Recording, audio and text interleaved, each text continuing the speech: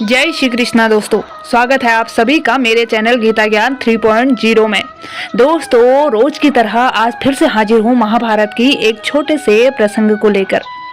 महाभारत अनेक रोचक और प्रेरक प्रसंगों से भरा हुआ है जो काफी प्रेरणादायी होने के साथ साथ जीवन संघर्ष में इंसान के हौसले को भी बढ़ाता है। इन कथाओं को मानव जीवन में आत्मसात करने से इंसानी जीवन की कई कठिनाइयों का स्वतः ही अंत हो जाता है। दोस्तों, दिल को छू जाने वाला एक ऐसा ही वाकया महाभारत युद्ध के दौरान हुआ था। दोस्तों, वीडियो में आगे बढ़ने से पहले अगर आप इस चैनल पे नए हैं तो प्लीज इस चैनल को सब्सक्राइब कर दें। महाभारत का युद्ध प्रारंभ हो चुका था। दोनों ही ओर से योद्धाओं के शव रणभूमि में गिर रहे थे।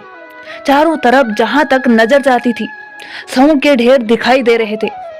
कौरव और पांडव दोनों पक्षों के सैनिक वीर गति को प्राप्त हो रहे थे, लेकिन इस युद्ध के शुरुआती दौर में कौरव पक्ष को भारी हानि उठाना पड़ा। पांडवों के युद्ध कौशल के आगे कौरव सैनिकों के शवों के ढेर लग गए थे। पांडव सेना जिस तरह से मौत का तांडव दिखा रही थी, इसे कौरव महारथी चिंता करने लगे। उस वक्त कौरव खेमे के प्रधान सेनापति की कमान भीष्म पितामह के हाथों में थी। कौरव शिविर में महारथी इस बात पर चिंता जता रहे थे कि कौरव पक्ष में ज्यादा क्षति हो रही है। ऐसे में दुर्योधन ने पितामह भीष्म को उल्हाना दिया और कहा कि पितामह जानबूझकर पांडवों के लिए नर्म रुख अपना रहे हैं।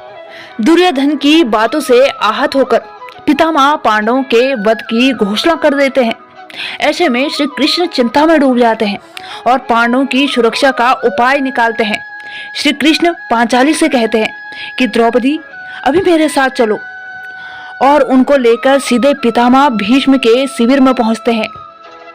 श्री कृष्ण ने शिविर के बाहर खड़े होकर पांचाली से कहा कि अंदर जाकर पितामह को प्रणाम करो और उनका आशीर्वाद लो। पांचाली के प्रणाम करते ही पितामह ने उनको अखंड सौभाग्यवती भाव होने का आशीर्वाद दे दिया।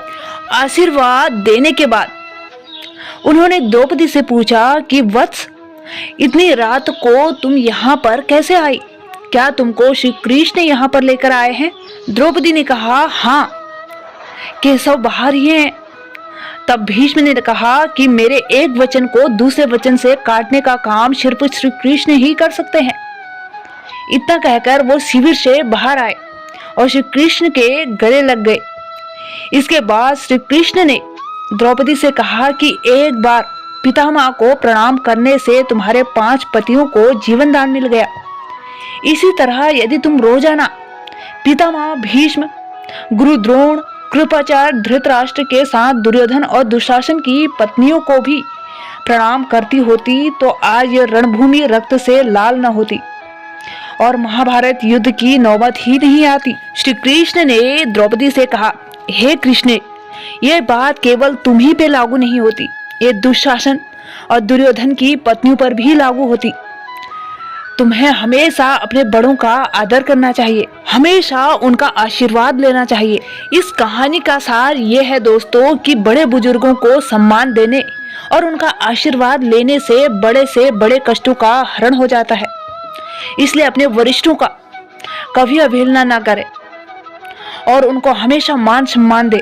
उम्मीद करती हूँ कि ये वीडियो आपके लिए नॉलेजेबल रही होगी। अगर हाँ तो वीडियो को लाइक करें। अगर आप चैनल पर नए हैं तो प्लीज दोस्तों इस चैनल को सब्सक्राइब कर दें और बेल आइकन को भी प्रेस करें दोस्तों, ताकि मेरी आने वाली हर नई वीडियो की नोटिफिकेशन सबसे पहले आप तक पहुंचे। तब तक के लिए जय श्री कृष्णा दोस्तों।